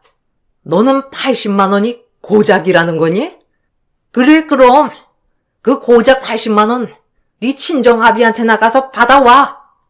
그게 아니면 내 아들 돈에서 한 푼이라도 쓸 생각하지 말고 그대로 가서 네 친정에서 다 뺏거라. 어떻게 돈 관리 맡긴 지 얼마나 되었다고. 벌써 흥청망청 써댔으니 이렇게 알기라도 한 게 다행이라고 생각해야 하나? 시모는 제 얼굴로 종이 한 장을 던졌습니다. 시모가 던진 종이를 펼쳐서 보니 관리비 내역서였습니다. 이번 달 관리비 내역서에 80만 원이 적혀 있었죠. 남편 역시 제 머리를 잡고 있던 시모를 전혀 말리지 않았습니다. 오히려 어머님께 죄송하다면서 자신이 며느리를 잘못 들인 것 같다면서 어머님께 사과를 할 뿐이었죠. 두 모자의 행패에 어이가 없었던 그 순간 문이 열리고 부랴부랴 들어온 것은 시아버님이셨습니다. 시아버님은 저를 보면서 사색이 되시고서는 시어머님을 멀리 떨어뜨리셨고 저를 챙기셨습니다. 그 모습을 보면서 황당해하는 시어머님과 남편을 향해 그동안의 일을 모두 전해주셨죠. 당신, 어떻게 고작 80만 원에 며느리 몰이채를 잡을 수가 있어? 아무리 시어머니라고 해도 그렇지. 모두가 다 정답은 아닌데, 왜 당신은 정답인 양 얘기를 하고 있느냐고? 아유, 내가 며느리 볼 낯이 없다 없어. 미안하다. 내가 못나서 지금 이 지경까지 오게 되었구나. 관리비는 내가 다 감당할 테니 너는 걱정하지 말거라. 당신이 뭘 감당해? 제가 다 써제낀 건데 뭘 감당한다는 거냐고? 당신이 몰라서 하는 말인데 얘네 월급 관리 다 제가 하고 있었어. 그러다 보니 매달 이것저것 사치를 하는 것 같더라고. 그러니 관리비가 80만 원이나 나오지? 당신 생각해봐. 우리는 그 추운 겨울 눈 펑펑 오는 날도 무리해서 보일러 틀어본 적 있어? 없잖아. 이렇게 절약도 안 하고 마구잡이로 쓰고 있는데 내가 화가 안 나겠어? 우리 아들이 고생고생해서 번 돈으로 자기가 이렇게 다 쓰겠다는데 정말 화가 머리끝까지 나는 게 부모지. 아유, 당신 정말 못됐다. 여보, 나 직장에서 잘렸어. 아니, 잘린 지 이제 4달이나 지났어. 그동안 당신한테 얘기하려고 여러 번 시도했는데 얘기해봤자 당장 수입도 없고 직장이나 구해보고 말을 하자 싶었어. 그렇게 이리저리 알아보면서 직장을 구하고 있었는데 사실 우리 나이에 써주는 곳도 없었어. 그래서 사돈 어른이 하시는 곳 경비를 구한다고 해서 내가 그걸 해보려고 했지. 근데 당신은 그때 사돈 경비를 한다면서 얘기를 하니 당신 정말 직업을 했잖아. 그런 당신한테 어떻게 말을 해?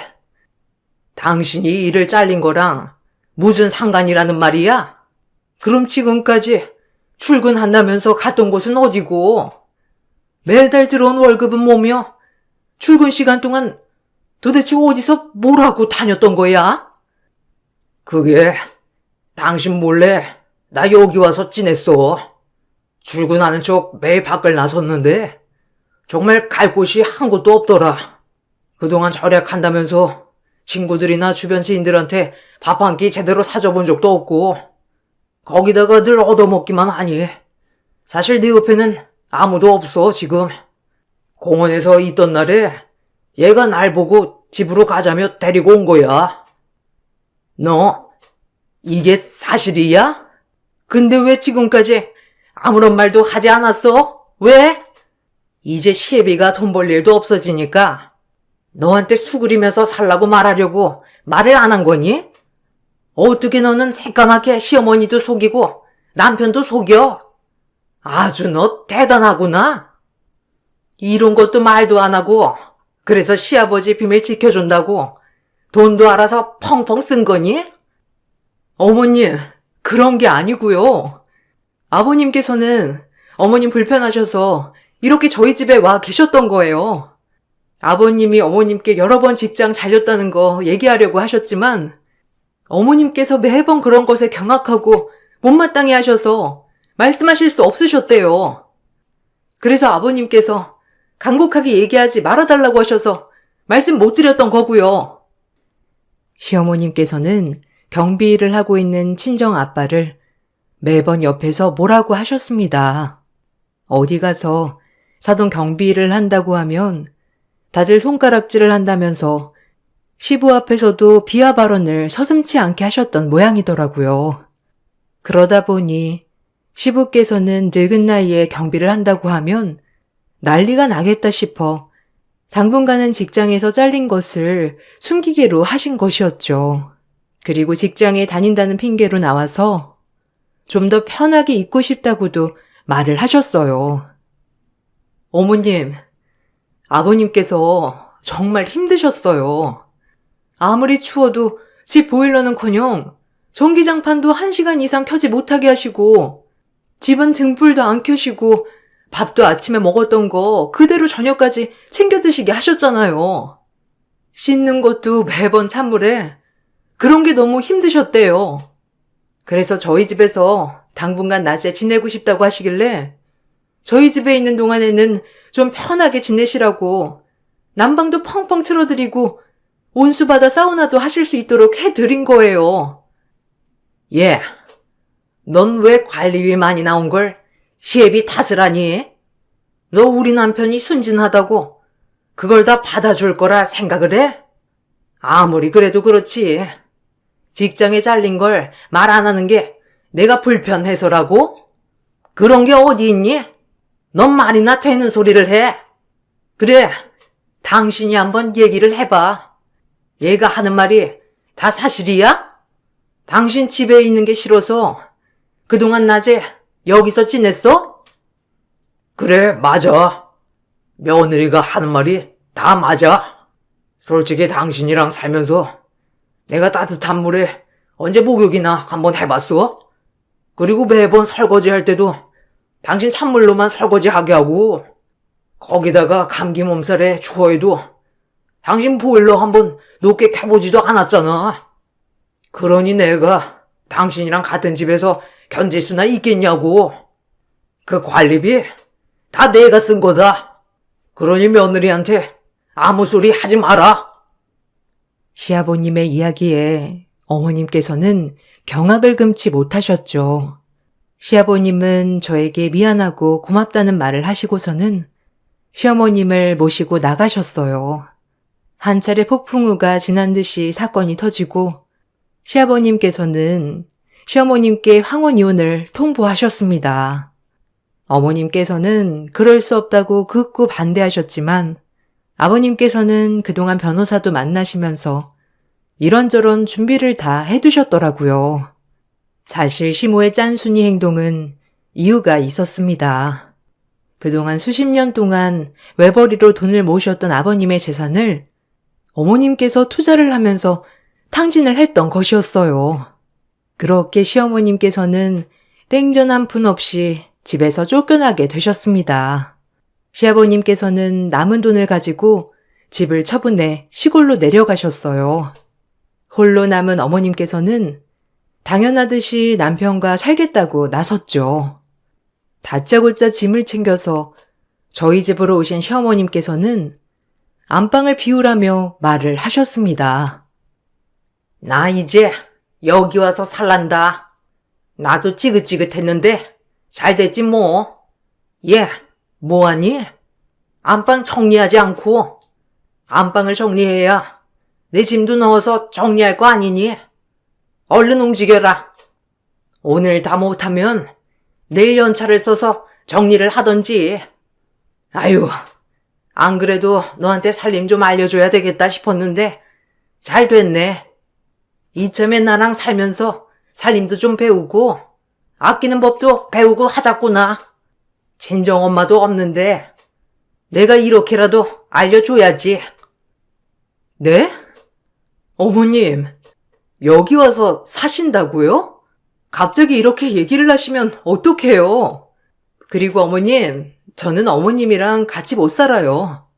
어머님이랑 저랑 사이가 좋았던 것도 아니고 갑자기 이렇게 하시면 저도 굉장히 당황스럽네요. 어머님, 그러지 마시고 저희가 가까운 곳에 집 마련해 드릴 테니 거기서 지내시는 건 어떠세요? 이렇게 갑자기 같이 살게 되면 저도 어머님도 힘들죠. 당분간 집 구하실 때까지만 지내세요.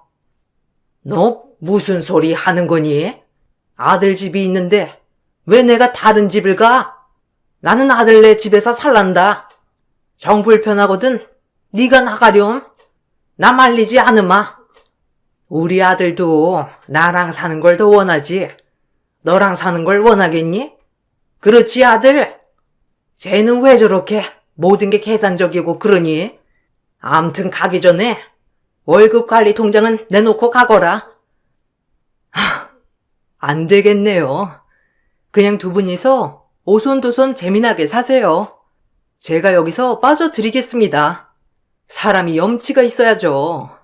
수십 년을 부대끼며 살아온 아버님도 못 살겠다고 나간 판국에 제가 어머님이랑 어떻게 사나요? 그 애틋한 아들이랑 산다고 하니 말리진 않겠습니다. 그럼 이 집에서 당장 나가 주시죠. 뭐? 왜 우리가 나가니? 나갈 거면 네가 나가야지. 여기 우리 아들 집이야. 정 나가고 싶으면 내가 아니라 네가 나가야 하는 거 아니니? 너 정말 웃기는 애구나. 월급 통장 네가 관리한다고 집도 다 네 거라고 생각하는가 본데 이건 같이 사는 집이니 네 거 내 거가 어디 있니? 됐고 네가 그런다고 우리 아들이 눈 하나 깜빡할 줄 알아? 네가 가봤자 가난한 친정 아니겠니? 뭔가 착각하는 모양인데 이 집 제 겁니다. 그리고 이제는 당신네가 더 가난하죠. 지금 이 집은 제가 결혼 전에 준비한 돈인데 무슨 같이 사는 집이에요? 헛소리 하지 말고 나가세요. 당신도 같이 나가. 이제는 도저히 안 되겠다. 당신이랑 살다가는 스트레스 받아서 못 살겠어. 내가 그동안 무슨 정신으로 참았는지 이해가 안 되네. 우리 이제 정말 끝내자. 저는 두 사람을 모두 쫓아냈습니다. 저희가 살고 있었던 그 집은 결혼을 하기 전에 친정아빠가 한평생을 고이고이 모아둔 돈으로 작게나마 마련한 집이었습니다. 혹시나 결혼을 해서 제가 위축될까 싶어서 준비를 해주신 것이었어요. 그동안 시모가 했던 모든 메시지 통화 내역들을 모은 후 이혼을 청구했고 저희는 그렇게 헤어지게 되었습니다. 3년도 채 되지 않은 결혼 생활이 끝이 났어요. 그 후로 친정 식구들을 모두 집으로 불러 모았죠. 그렇게 시댁 식구들과의 인연이 끝이 나는 줄 알았는데 얼마 전 시모가 미안하다며 연락이 왔습니다. 아가, 미안하다. 내가 다 잘못했다. 내가 너무 염치가 없었지. 이렇게 될 거라고 생각도 못하고 내가 너한테 너무했던 것 같구나. 내가 진심으로 사과를 하고 싶은데 잠깐 볼 수 있겠니? 아들도 요즘 연락이 안 되고 그러는데 혹시 너랑 연락은 하니? 아무리 전화를 해도 받지도 않고 혹시나 전화번호가 바뀐 건지 싶어서 말이야. 아끼고 아끼면서 모은 돈들은 다 어디 가고 이러세요? 똥똥거리면서 살 것처럼 해놓고서는 이제 와서 저한테 아쉬운 소리 하시는 이유가 뭐죠? 제가 갈 곳은 어차피 가난한 친정이라고 하셨잖아요. 왜요? 이제 와서 제 가난한 친정도 아쉬우신가요? 참 웃기네요. 저희 친정 이렇게 당신한테 비웃음 받을 만한 것도 아니었는데 제가 왜 그렇게 참아왔는지. 당신 이거 벌 받는 거야. 미안하다. 제발 나를 용서해다오. 우리 아들이랑 전화라도 한번 해주면 안 되겠니? 아무리 연락을 해도 받지를 않아서 그래. 네가 전화하면 그래도 받지 않겠니? 내가 미안하다. 아들이랑 다시 한번 잘해보면 안 되겠니? 나 정말 많이 반성했어. 내가 그때 왜 그랬는지 모르겠구나. 한 번만 다시 잘 지내보면 안 될까? 이제는 당신들이라면 지긋지긋해. 이렇게 당신 전화 받는 것도 마지막입니다. 이렇게 다시 잘 지내보자고 뻔뻔하게 연락하는 걸 보니 아직도 반성은 못했네요. 그때 어떻게 했는지 아는 사람이라면 저한테 이렇게 염치 없이 전화하진 않았을 텐데요. 잘나신 분이시니 알아서 잘 사실 거라 생각합니다. 시모는 자신을 용서해달라며 연락이 왔지만 저는 거절을 했습니다. 그렇게 가난한 친정이라며 무시하던 저희 집은 조금씩 안정을 찾고 지금은 전보다 편안하게 지내고 있습니다. 반면에 미친 듯이 절약하면서 괴롭혔던 시댁은 다들 뿔뿔이 흩어져 지내고 있다고 하네요. 아마 자신이 무시하던 그 상황이 되어보니 이제는 후회를 하는 건가 싶기도 합니다. 저의 긴 글을 읽어주셔서 감사합니다. 여러분들에게 늘 행복한 일들만 가득하시길 바랄게요.